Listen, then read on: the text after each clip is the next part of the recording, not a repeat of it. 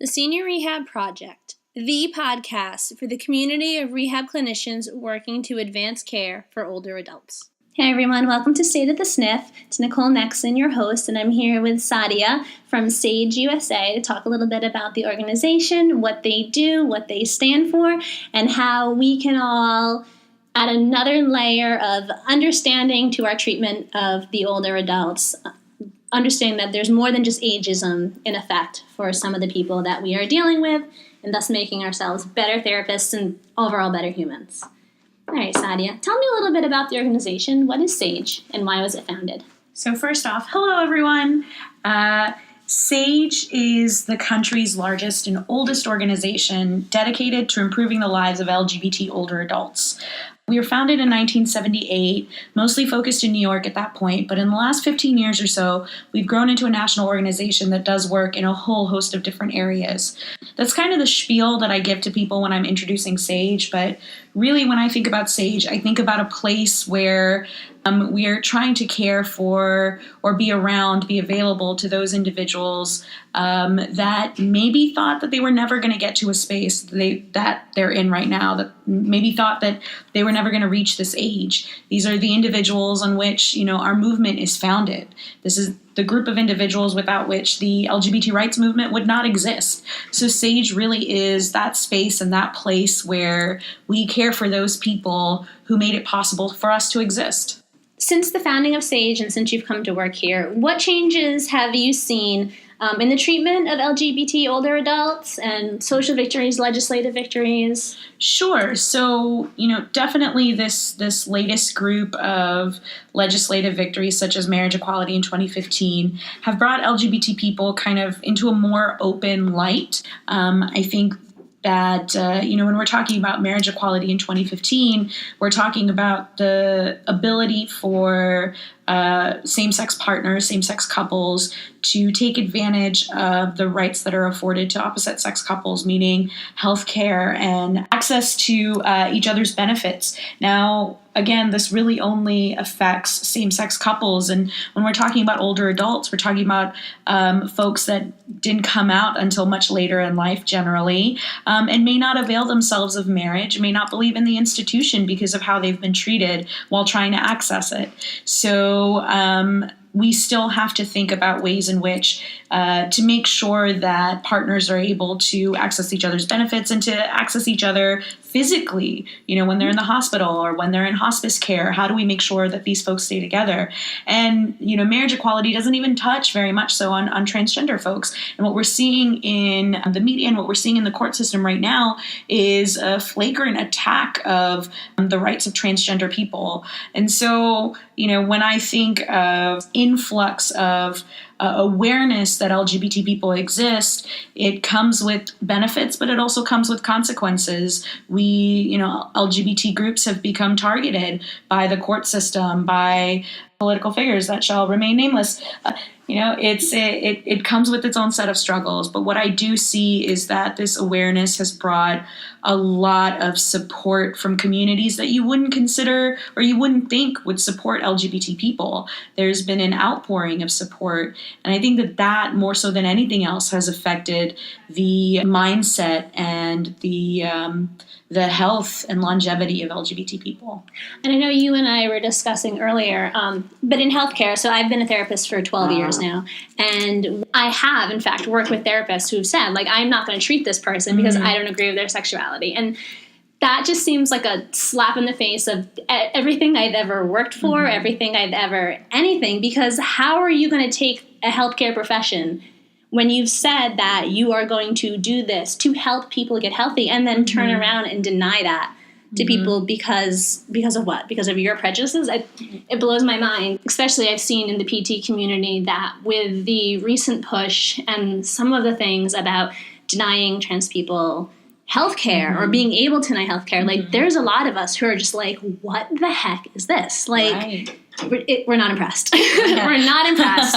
And we see the need to nip this in the bud and be you can't, this is your job. You agreed to help people get healthy. It's like I said, I just feel like it's a giant slap in the face of so many things. So many things. I mean, personally, I agree, but as an organization, I think our goal is we are passionate and caring activists, right? Our goal is to kindly, lovingly, but full-heartedly enter ourselves into these spaces and say, this is why your personal prejudice should not come into play. This is why you should be caring for these folks. And I think the approach we take is that, you obviously as a healthcare professional did this because you care about people. You have a gigantic heart, and you're doing this because a part of you, a piece of you, believes that everyone deserves to be cared for in their lives. Why should LGBT people be any different? Your personal prejudices, your religion, everything else aside, everybody deserves to be cared for. And here are some tools, here are some tips that can help you care for these individuals, right? Just like a person with a broken leg, just like a person with diabetes, just like a person of color, there are differences in how you care for and how you understand a particular community and the needs of that community, and that affects the care that you provide. So us going into these spaces and saying, here are things you need to know about LGBT people, it's not because we do want to change the world, but it's not because we want to change everybody's minds and force them to accept LGBT people. It's because we want to force them to care for LGBT people how everybody else is cared for. And so that's the mindset with which we approach all of this. And that was one of the things that really resonated with me about your organization when I started to look into you. Because one of the main focuses of Senior Rehab Project is to address ageism in healthcare and the fact that there were older adults who were just not getting good quality physical therapy and almost being discarded because we were like, oh, they're old. They're supposed to be weak. This is just going to happen. And what we're seeing in the research is it's not true. They are still living humans who deserve a chance. Like, they still have tons of potential. And now we have to see, okay, ageism is a huge factor in healthcare, and there are other things that play into that as well. Absolutely. So, what drew you to SAGE and to older adults? I always ask people this because, our community, the senior rehab community, is very much drawn to older adults.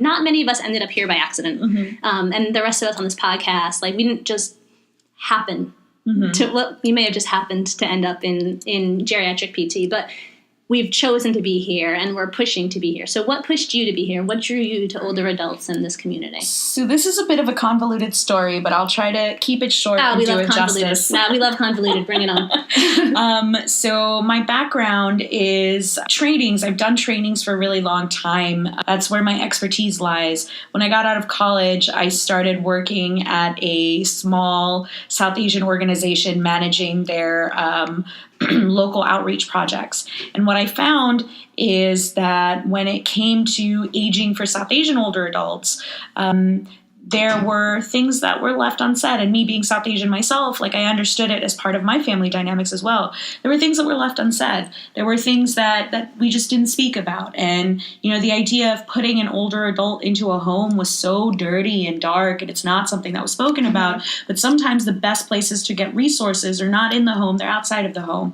And, there was this whole, it's a point of pride to keep your family in your home and take care of them in your home. And the care that you provide may not be the best care. So there were pieces of that kind of came out in the work that I did there. I did a lot of work with some South Asian focused older adult homes and found that isolation depression was huge there. And then, I identify as Muslim, and I've been doing a lot of work within the LGBT Muslim community. What I noticed there as well is that everyone I came into contact with was under the age of 50. Right? The oldest person I know is 53. And so where are our older adults? Where are they? I know that they exist, right? I know that there are LGBT older adult Muslims, LGBT older adult South Asians. Where are they? Why aren't they showing up to the things that we're doing? And then I moved to DC and started working at a housing organization, which I had no experience in, but they needed a trainer. And, I like trainings and I can learn pretty much anything when I'm getting paid to do so. So I started working in housing, and I got into kind of LGBT housing discrimination.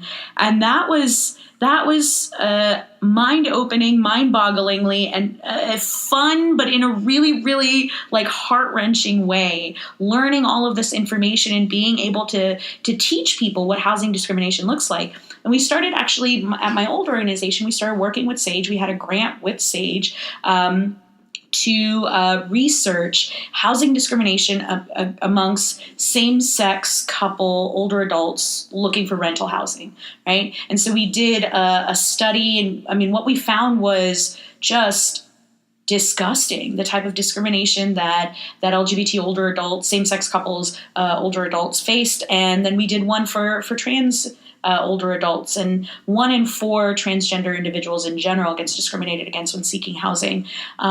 So that kind of, it seemed like all the little things that I was interested in, and all the little pieces of my life were kind of pushing me towards, working with older adults, because it was something that was always fascinating to me. And then, my grandmother started living with us back in Texas, and I got to spend a lot more time with her. And it just, that's kind of what drew me to it. And I mean, I think the cherry on top of, my own kind of mission to really figure this out was SAGE. I always like to say that SAGE kind of saved my life. I was, I really did not like my previous job.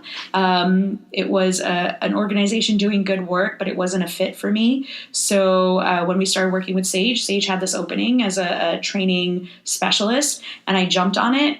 And I feel more at home here than I have anywhere else. I mean, my coworkers are amazing. My supervisors are amazing. And I feel like I am where I'm supposed to be. Nothing kind of proves that point to me more so that when we are dealing with, the newest political issue, when we're dealing with kind of the newest loss in our community, when we're dealing with any difficult issue, a lot of us from the 6th floor end up going up to the 15th floor where the senior center is, and we do what's called the hug tour, which is basically where we just go sit with the older adults and we get hugs and we start talking to them. And I cannot share with you, and I cannot share with your listeners just how important and meaningful and therapeutic and just phenomenal that is. And, sometimes they remember your name, sometimes they don't, sometimes they know who you are, sometimes they don't.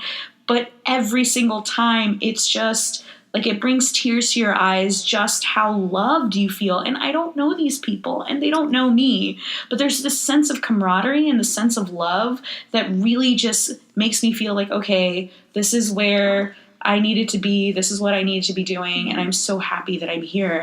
And I feel like, and this is me speaking. This is not me as a representative of SAGE. This is just me as Sadiya. I feel like one of the things that really unites us here at SAGE, and the reason why people work here for 10, 15 years, is because there is this drive towards the mission. We see the people that we're working for every single day. We see these older adults, and we're like, we're doing this for you. We get to see you. We get to see who's being impacted by the work we do, and it really drives and fuels the mission. So, we hear that a lot. How is this, directed to the mission? How is this connected to the mission? So, that's.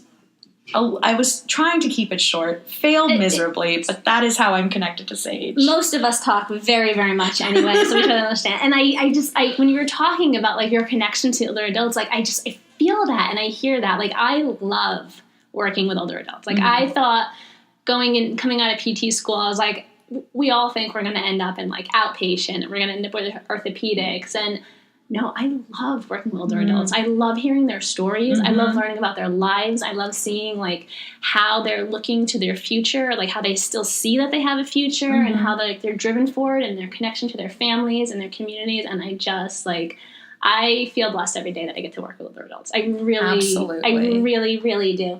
And, you mentioned, the aspects about like trying to keep your family home and like I work in a skilled nursing facility. Like I see how that's like a dirty word for people and for families. But then I also see that some families like they just can't handle it. Like some of these people are very medically complex and they just need a lot of help. And we need to be open to that too. And I enjoy the chance to try to make that something that maybe isn't always so terrible. Like it's hard to give up your home, but sometimes you just have to be in a place where like you're safe and you're well cared for and your family is able to be safe and well cared for. And like that is just... And I think that's a huge, like right there, you just hit the nail on the head. That's a huge thing that we are focused on, right? Destigmatizing older adult care, right? Mm-hmm. Making it so that people feel safe. And I think that a lot of LGBT older adults or a lot of older adults with LGBT family members do not feel safe accessing this kind of care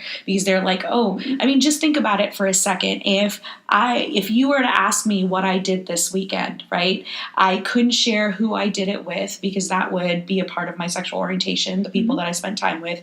I couldn't share with you. There's so many things that I would have to like weave out and think about before I mention. And that's a lot of stress to figure out who can I share this with? If I share this with this person, will they look at me the same? Will they treat me the same? Will they, I don't know if they are a closet, a homophobe. I don't know any of this. So I'm taking a chance every time I try to be myself and try to show my full self to someone. And if you're caring for me, I don't want to have to worry about that. I want to be open to saying, my partner and I did this and my partner and I did that and have it well accepted. So I think destigmatizing that and trying to create safe spaces for older adults to seek this kind of care is a huge step in the right direction. Mm-hmm. Now, you mainly started in New York, but I just want to touch on where else in the country are you? So we have, you're going to want to check the website because the number fluctuates a little bit. But as far as I know, we have 30 affiliates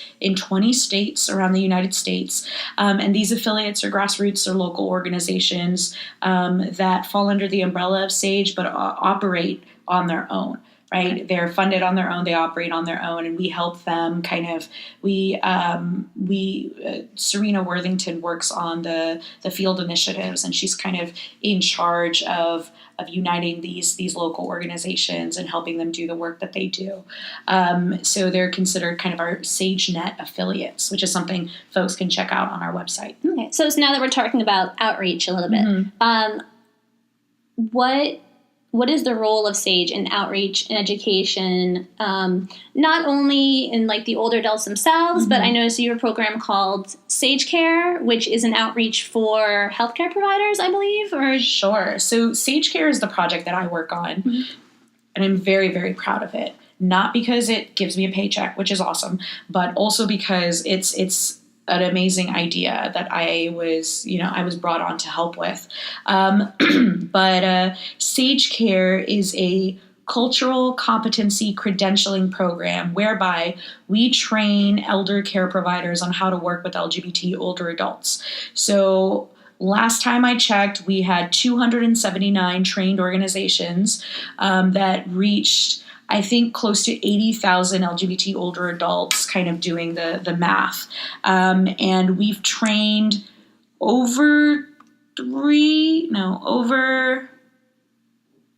I think it's 114 or 115 individuals. So it started kind of in its nascent phases in 2011, 2012, but it really launched in 2015 in the way that it is right now. You can go to SAGE Care, sageusa.care to get more information. But basically, we train anybody who provides care for LGBT older adults or older adults in general.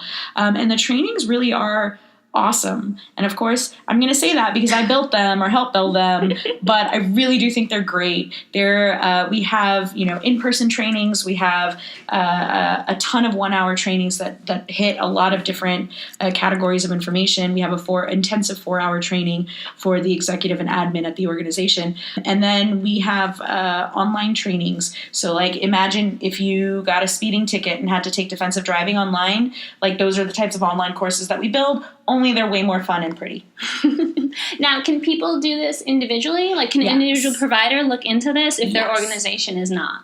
So individual providers can get our trainings online on our learning management system. There's a small fee for them, but the credential really only goes to providers. Okay, so you're mostly looking at large-scale organizations. Or small-scale organizations. I mean, like if you are a company of 1 or 2, yes, absolutely, we'll train you. It just has to be housed in some kind of like you have to have a company that's approaching us and not an individual. Okay, but the training is there for individuals should they want to follow up on it or should they want to learn more.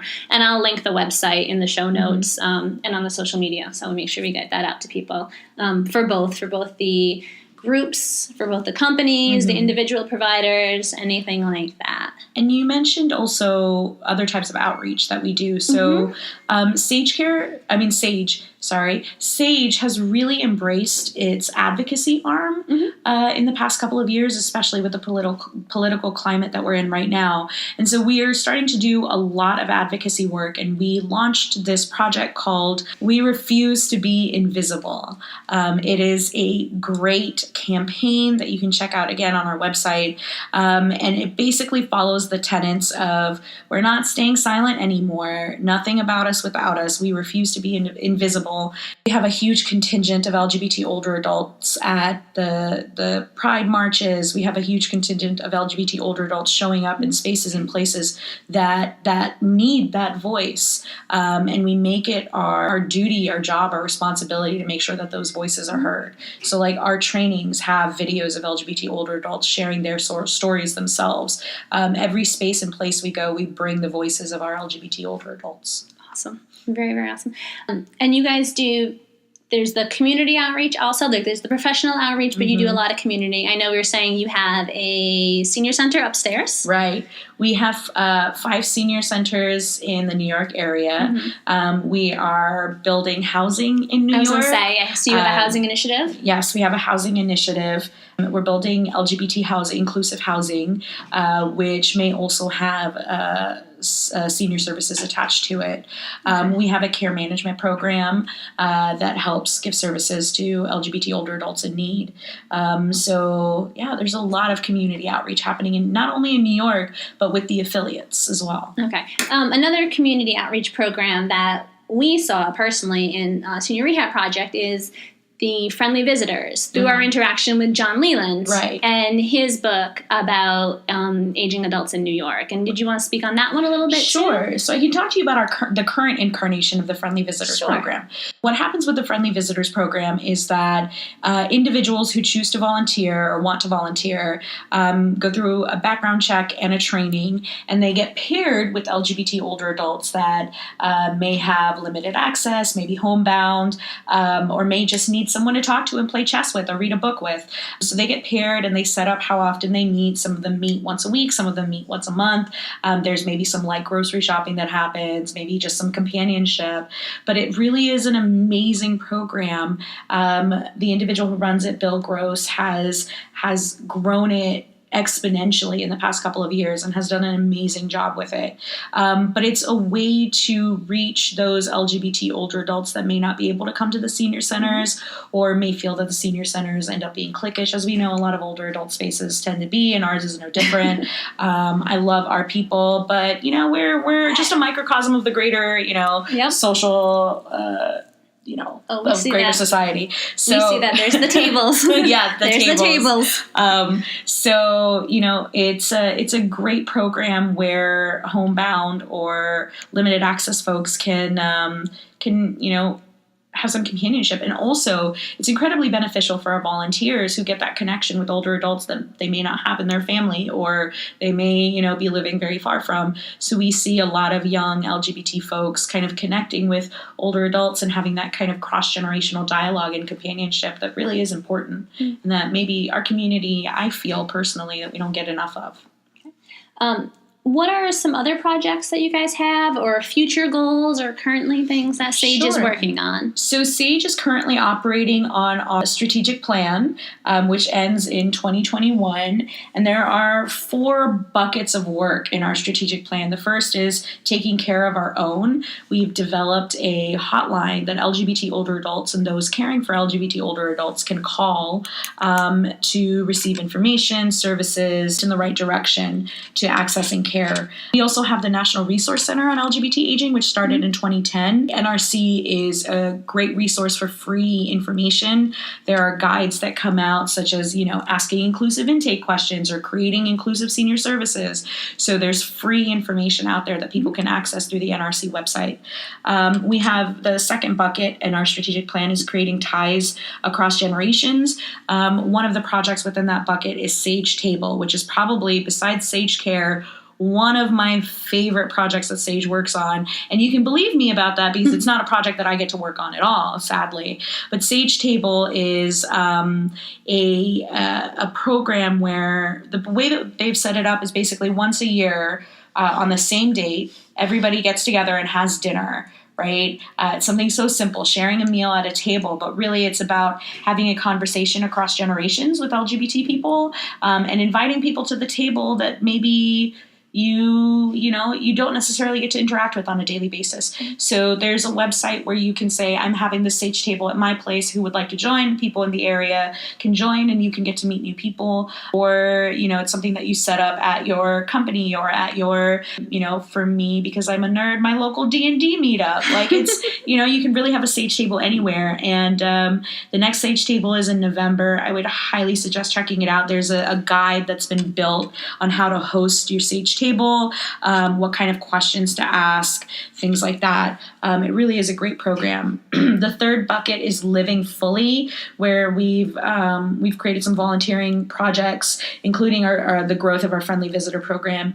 And then finally, promoting LGBT and age-friendly communities, which is where our housing falls in. Sounds really interesting. I'm going to provide links to all of these things, like specifically in the show notes, so that anyone can access them. Do you have any advice to anyone who may be listening and want to become involved, or anything that they can do? Is all of this available for anyone to check out, or Sure. How does this work? So my advice would be to just go to our website. Our website is a wealth of information. Go to the National Resource Center website. There's so much free information you can get. And I think everybody here at Sage is really passionate and dedicated to the mission. So if you send us an email saying, hey, this is something that I want to do, I don't know if I have the money for it. I don't know if anyone's even going to listen to me when I tell them this is something that we need to do, but I just need some guidance, need some help. People will drop everything to answer your questions. Like we really want to make sure that all LGBT older adults out there are getting the care that they need.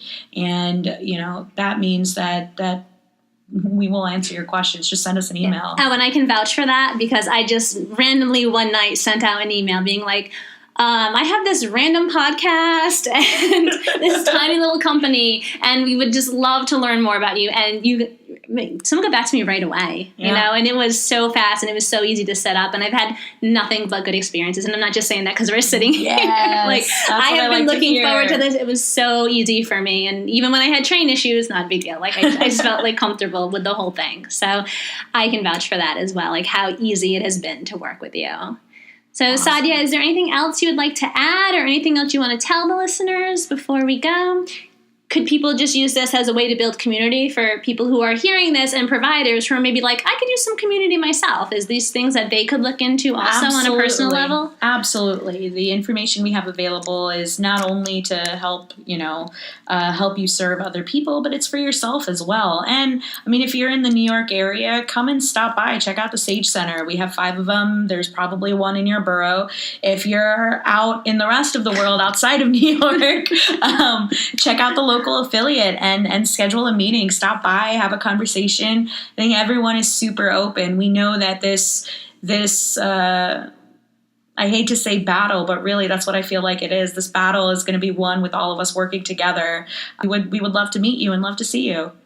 So anyway, thanks again. I want to thank everyone for listening. I want to thank Sadiya for sitting down with me and talking. My pleasure. I just had a great experience, and I hope that we can get this information out and that people use it and that you're all as excited about it as I am.